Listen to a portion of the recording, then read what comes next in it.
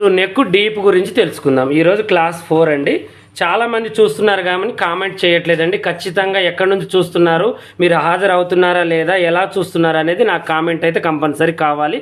Comment చేయండి. మీకు అర్థమవుతుందా లేదా, మీకు ఏమైనా డౌట్లు ఉన్నా అడగండి. నేను నెక్స్ట్ వీడియోలో పెడుతూ ఉంటాను. ఓకేనా.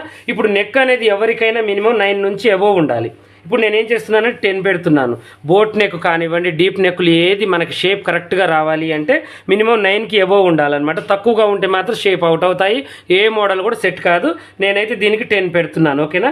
అయితే ఇప్పుడు ఈ 10 పెట్టిన తర్వాత ఇక్కడ నుంచి ఇక్కడికి మనం గీసుకున్నాము. అయితే షోల్డర్ ఎంత పెట్టాలి అనే దాని గురించి నేను రేపు వీడియోలో మీకు నేను చెప్తాను. మినిమం ఇప్పుడైతే మాత్రం మనకి మినిమం 9.5, 10, 10.5, 11, 12 ఈ మధ్యలో మనం నెక్ అనేది మనం మెయింటైన్ చేసుకోవాలి.